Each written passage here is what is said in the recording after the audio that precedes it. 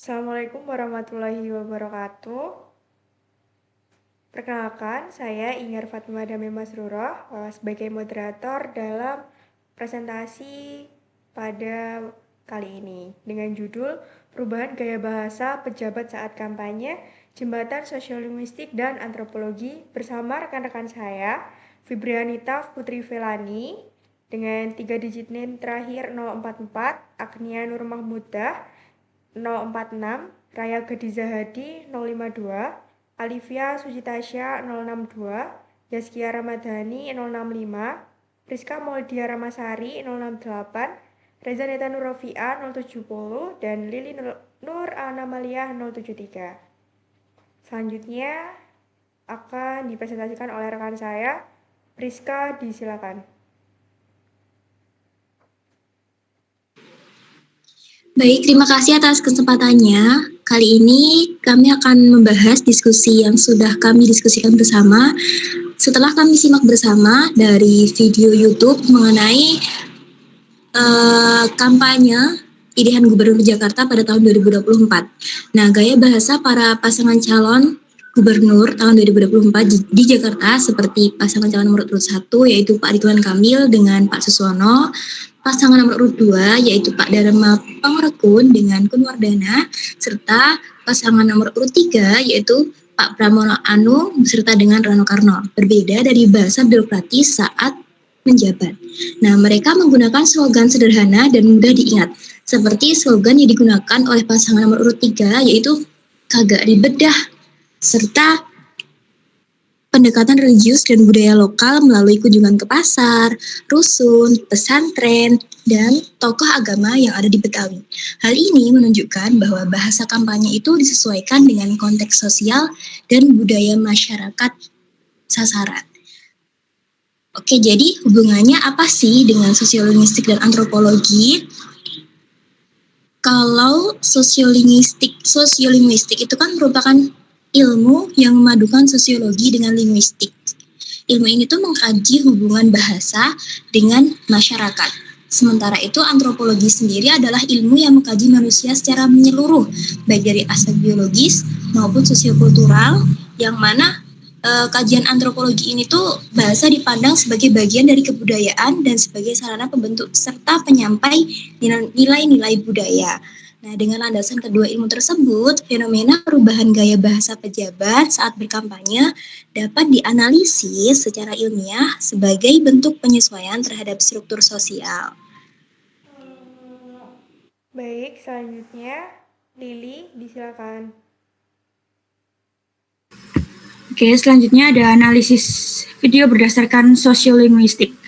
Perubahan gaya bahasa dapat dilihat dari identitas sosial penutur yang berubah dari pejabat formal menjadi calon yang lebih santai dan merakyat. Bahasa juga disesuaikan dengan identitas sosial pendengar seperti warga rusun, pedagang pasar, tokoh agama, dan relawan. Selain itu, lingkungan sosial peristiwa tutur memengaruhi pilihan bahasa. Misalnya lebih santai di pasar, lebih religius di masjid, dan lebih persuasif saat deklarasi relawan. Muncul pula variasi ragam santai, persuasif, religius, dan slogan yang menunjukkan bahwa bahasa bersifat sosial dan dinamis. Selanjutnya, Tasya. Terima kasih atas kesempatannya. Izin menambahkan mungkin ya untuk pemaparan materi mengenai pendalaman terkait analisis video dengan kaitannya sosiolinguistik. Pada dasarnya sosiolinguistik itu secara kita lihat itu bergantung dengan masyarakat dan juga kita melihat nilai-nilai apa saja yang bisa mempengaruhi kita untuk berbahasa seperti itu. Tadi sudah dijelaskan oleh Lili bahwasanya di sosiolinguistik itu kita bisa melihat atau menganalisis dengan cara apa? Melihat identitas sosial penutur, yang kedua identitas sosial pendengar. Nah, identitas sosial pendengar ini bisa disesuaikan dengan bahasanya seperti warga rusun, pedagang pasar, tokoh agama ataupun relawan yang sudah disampaikan oleh pasangan-pasangan paslon-paslon tersebut. Kemudian ada juga lingkungan sosial peristiwa tutur bahasanya itu bisa tadi di video itu bisa dijelaskan dan juga bisa dianalisis di berbagai tempat ya atau keadaan. Yang pertama di pasar itu lebih santai untuk penggunaan atau pengucapan bahasanya. Yang kedua di masjid itu lebih religius dan juga sopan. Yang keempat itu deklarasi relawan itu menggambarkan lebih semangat dan juga persuasif. Dan yang keempat ini adalah kita bisa menganalisis bagaimana variasi bahasanya. Variasi bahasa itu bisa muncul melalui dari keempat ragam yang sudah disebutkan Lili tadi, yaitu ragam santai, kemudian ragam persuasif, yang ketiga yaitu ragam religius, dan yang keempat adalah ragam slogan. Dan hal ini itu bisa membuktikan bahwa bahasa itu bersifat sosial dan juga dinamis seperti itu. Terima kasih. Baik, terima kasih. Selanjutnya Reza. Baik, terima kasih. Selanjutnya adalah analisis berdasarkan antropologi. Jadi dalam perspektif antropologi, bahasa merupakan bagian dari budaya dan identitas sosial. Penggunaan bahasa Betawi seperti Jakarta menyala, kagak bedah menjadi simbol identitas lokal Jakarta. Kegiatan silaturahmi ke tokoh NU Betawi, kunjungan pesantren, dan ziarah tokoh sejarah menunjukkan penghormatan pada nilai religius dan juga adat. Sementara itu, tagline seperti Jakarta Baru, Jakarta Maju, dan Jakarta Aman merepresentasikan nilai modernitas, keamanan, dan semangat perubahan. Selanjutnya Raya. Baik, izin menambahkan, kalau tadi sudah dijelaskan bahwa bahasa merupakan bagian dari budaya dan identitas. Saya ingin menambahkan bahwa dalam konteks kampanye, bahasa juga berfungsi sebagai strategi simbolik. Artinya, pilihan kata yang digunakan itu tidak netral. Bahasa Betawi seperti kagak dan dah bukan hanya menunjukkan identitas lokal, tetapi juga membangun kesan kedekatan emosional antara kandidat dan juga masyarakat. Bahasa dibuat terasa seperti akrab, tidak berjarak, dan tidak kaku. Selain itu, ketika kandidat menggunakan bahasa yang lebih santun dan religius saat silaturahmi atau ziarah, hal itu menunjukkan adanya penyesuaian bahasa terhadap konteks budaya. Dalam antropologi, ini menunjukkan bahwa bahasa selalu mengikuti norma dan nilai yang hidup di dalam masyarakat tersebut. Kemudian, jika kita lihat dari sisi tagline seperti Jakarta Baru, Jakarta Maju, atau Jakartaku Aman, bahasa di sini bukan hanya slogan, tetapi gambaran realitas yang ingin dibentuk suatu paslon itu.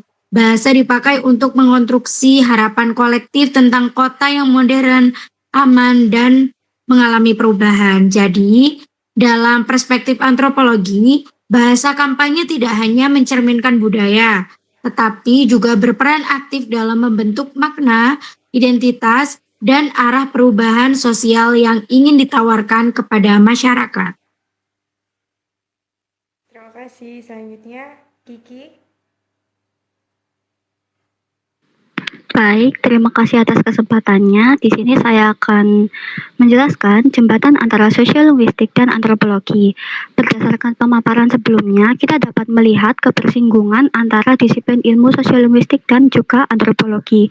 Jadi di sini sosiolinguistik melihat bahasa itu dipengaruhi struktur sosial, variasi konteks, dan identitas sosial penutur. Sedangkan antropologi itu memandang bahasa sebagai bagian dari budaya yang mencerminkan nilai dan identitas budaya. Keduanya ini menunjukkan bahwa bahasa kampanye dapat menjadi alat membangun identitas, citra, dan juga legitimasi budaya. Nah, ringkasannya, antara sosiolinguistik dan antropologi ini adalah tentang bagaimana bahasa mempengaruhi dan juga dipengaruhi. Nah, dalam sosiolinguistik, bahasa itu dipengaruhi oleh struktur sosial. Dalam antropologi, bahasa merupakan bagian dari budaya. Kemudian dalam sosiolinguistik, variasi bahasa itu tergantung konteks. Sedangkan dalam antropologi, bahasa mencerminkan nilai budaya. Kemudian dalam sosiolinguistik, identitas sosial itu mempengaruhi ragam budaya. Dan dalam antropologi, identitas budaya itu mempengaruhi pilihan bahasa. Seperti itu. Terima kasih. Selanjutnya Nia. Baik, izin menambahkan bahwa sosiolinguistik itu membahas bahasa dipengaruhi oleh masyarakat dan situasi. Cara orang berbicara bisa berbeda tergantung siapa yang berbicara, dengan siapa dia berbicara, dan di mana tempatnya. Misalnya, seorang pejabat biasanya menggunakan bahasa resmi, tetapi saat kampanye, dia bahasanya itu dibuat lebih santai agar terlihat dekat dengan rakyat. Sedangkan antropologi, bahasa dipandang sebagai bagian dari budaya. Bahasa bisa menunjukkan nilai dan kebiasaan suatu masyarakat. Contohnya itu penggunaan bahasa daerah atau kata-kata keagamaan untuk menampilkan budaya dan identitas tertentu. Jadi kesimpulannya adalah bahasa dipengaruhi oleh masyarakat dan budaya. Bahasa tidak hanya digunakan untuk berkomunikasi, tetapi juga untuk menunjukkan identitas dan membangun kedekatan. Terima kasih. Untuk selanjutnya, Vela.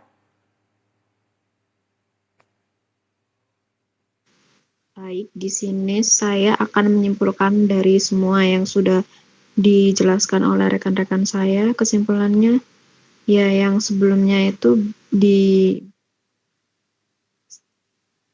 sama Nia, perubahan gaya